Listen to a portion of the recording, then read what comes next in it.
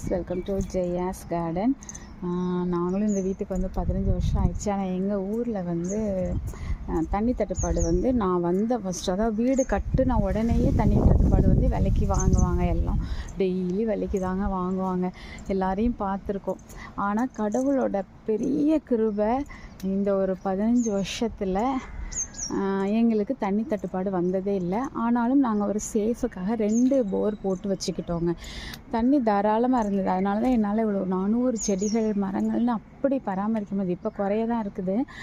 ஆனால் இப்போ ஒரு வாரமாக என்னன்னு தெரிலங்க, தண்ணியே சுத்தமாக 2 மோட்ரு போட்டாலும் போரில் தண்ணி இறங்கலை. இங்கேயும் மோட்டரில் தண்ணி எடுத்தே கொடுக்க மாட்டேங்குது. அரை மணி நேரம் 1 மணி நேரம் அடிக்கடி வீட்டில் போட்டாலும் ஒரு அரை டேங்கு டேங்கு தான் நிறையுது.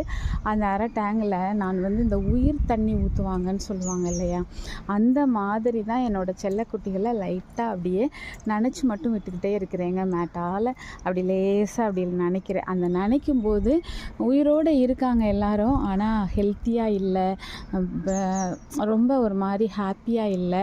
நிறைய பேர் வந்து ரொம்ப வாட்டமாக, சொல்லப்போனால் வாடாமல்லி, அதுக்கு தண்ணி நிறைய தேவை போலங்க. இங்கே பாருங்கள் எப்படி இருக்காங்கன்னு, அப்படியே கொலலாடி அப்படியே ஒரு மாதிரி ஆயிட்டா. இந்த பக்கம் இருக்கிற வாடாமல்லி அப்படி தானே. ஒரு சில செடிகள்லாம் அப்படியே கொலலாடுறாங்கன்னு சொல்லுவாங்க. மாதிரி மணத்தக்காளி கீரை அவங்கெல்லாம் ஒன்றுமே இல்லாமலே போயிட்டாங்க. அது மாதிரி சுத்தமாக இந்த கீரை, அதனால் பாலக்கீரை, இவங்களுக்குலாம் தண்ணி நிறைய வேணும் போலங்க. அதுவே எனக்கு இப்போ தான் தெரியுது. நார்மலாக எல்லாருக்கும் ஊற்றுற மாதிரி தண்ணி ஊற்றுவேன்.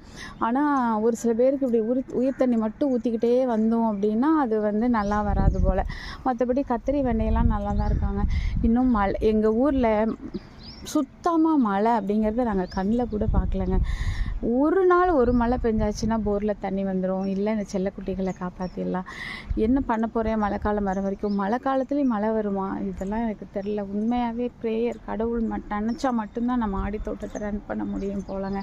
ரொம்ப வருத்தமாக இருக்குது எனக்கு. இது வரைக்கும் அனுபவிக்காத ஒரு சூழ்நிலையை இப்போ ஒரு வாரமாக அனுபவிச்சிட்ருக்கேன். ப்ரேயர் பண்ணிக்கோங்க ப்ளீஸ்.